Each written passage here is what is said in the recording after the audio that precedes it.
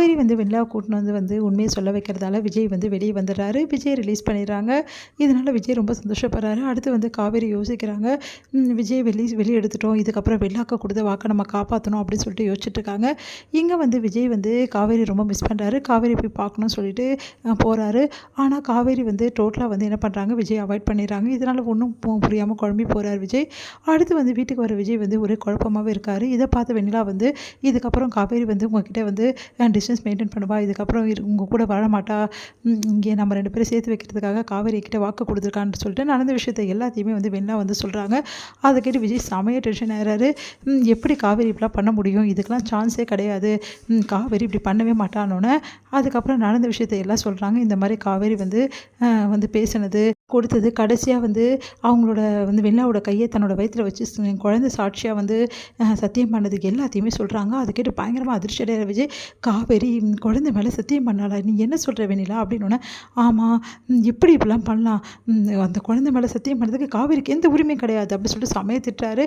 உன்னை வந்து இங்கே பாரு விஜய், ஆல்ரெடி வந்து காவேரி உன்னை எனக்கு விட்டு கொடுத்துட்டா, இதுக்கப்புறம் எதுக்காக தேவையில்லாமல் யோசிக்கணும், நீ என்னை ஏற்றுக்க மாட்டியா விஜய் அப்படி சொல்லி கேட்டோன்னே, என்ன உளற வெண்ணிலா, நீ இப்படி பேசுறதுக்கு உனக்கு அசிங்கமாக இல்லையா, இல்லை வெக்கமாக இல்லையா, காவேரி இப்போ கர்ப்பமாக இருக்கா, அவள் எதுக்காக என்னை விட்டு கொடுத்தா நீ நினைக்கிற, அவள் வந்து என்னை பிடிக்காமல் விட்டு கொடுத்தாளா, கிடையவே கிடையாது, எப்படியாவது நான் வெளியே வரமாட்டேனா அப்படின்னு சொல்லிட்டு அவள் ஏங்கினா, அவளால் தான் இவ்வளோ பிரச்சனை ஆச்சுன்னு அவள் நினச்சா, அதுக்காக தான் என்னை விட்டு கொடுத்துருக்கா, எனக்கு அது நல்லாவே தெரியும். ஆனால் காவேரி இந்த முடிவு எடுக்கிறதுக்கு சான்ஸே கிடையாது, இப்படி எடுக்கவும் முடியாது, காவேரி எடுத்த முடிவை நான் அக்செப்ட் பண்ணவும் முடியாது அப்படின்றாரு.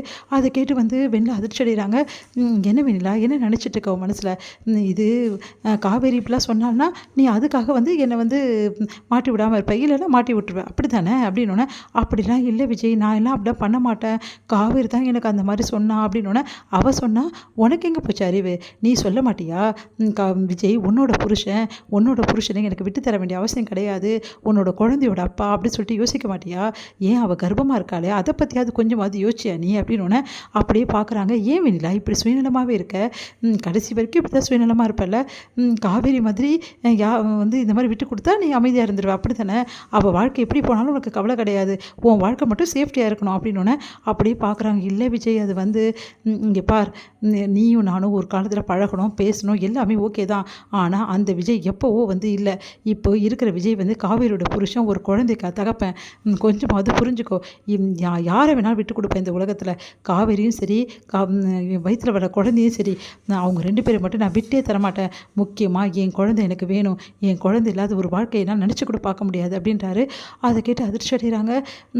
விஜய், என்ன விஜய் இப்படிலாம் பேசுகிற, வேறு என்ன பேசுவாங்க, நீ என்ன தான் நினச்சிட்டு இருக்க, காவேரி என்ன பண்ணாலும் நீ வந்து இந்த மாதிரி பண்ணுவியா, நீ வந்து எடுத்து சொல்ல மாட்டியா காவேரிக்கு, எந்த தைரியத்தில் காவேரிக்கிட்ட நீ சத்தியம் வாங்கின, காவேரி கர்ப்பமாக இருக்கா தெரிஞ்சு கூட உனக்கு மனசு எப்படி வந்தது அப்படின்னோடனே, இல்லை விஜய், அது வந்து காவேரி கர்ப்பம்னு சொன்னால், ஆனால் அது உண்மையாக பொய்யான்னு நான் யோசிக்கல விஜய் அப்படின்னோடனே, இங்கே பார், காவேரி கர்ப்பமாக இருக்கிறது கூடி சீக்கிரம் குழந்தை பிறக்க போகுது, இந்த நிலைமையில காவேரி எங்கே போய் அலையிறாளோ தெரியல, அவளுக்கு ஏன் இந்த மாதிரி ஒரு நிலைமை, நான் விடமாட்டேன், ஏன் காவேரியை எங்கேயுமே நான் அலைய விடமாட்டேன், இங்கே பாரு வெண்ணிலா, நீ வந்து உன் மனசை மாற்றிக்கிட்டு தான் ஆகணும் அப்படின்றாரு.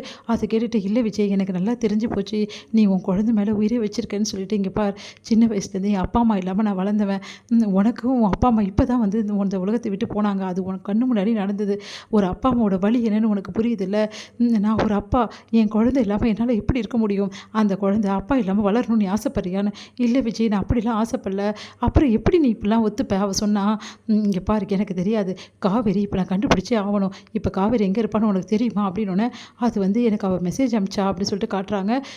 மெசேஜை பார்த்துட்டு, சரி ஓகே, கண்டிப்பாக பஸ் ஸ்டாண்டில் தான் காவேரி இருக்கணும், வா போகலாம் அப்படின்னு சொல்லிட்டு கிளம்புறாங்க.